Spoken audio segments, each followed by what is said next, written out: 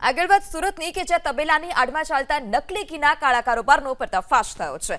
લસકાણા વિસ્તારમાં તબેલાની આડમાં ધમધમતા ભેળસેળયુક્ત ઘીના કારખાના પર પોલીસે દરોડા પાડ્યા અને મોટી માત્રામાં નકલી ઘીનો જથ્થો જપ્ત કર્યો છે।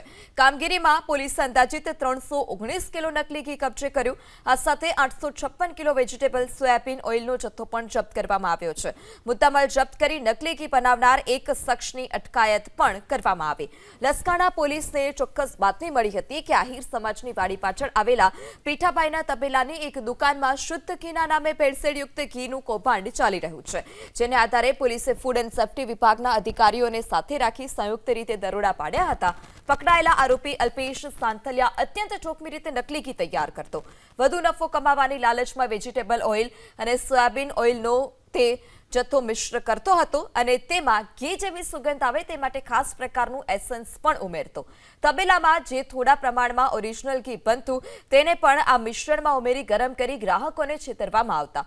દરોડા દરમિયાન પોલીસે ફૂડ વિભાગે ઘટના સ્થળ પરથી સામાન પણ જપ્ત કર્યો છે, જેમાં ઘી 319.54 કિલો ભેળસેળયુક્ત જોવા મળ્યું। આ સાથે 856 કિલો વેજીટેબલ અને સોયાબીન ઓઇલનો જથ્થો જપ્ત કરવામાં આવ્યો છે।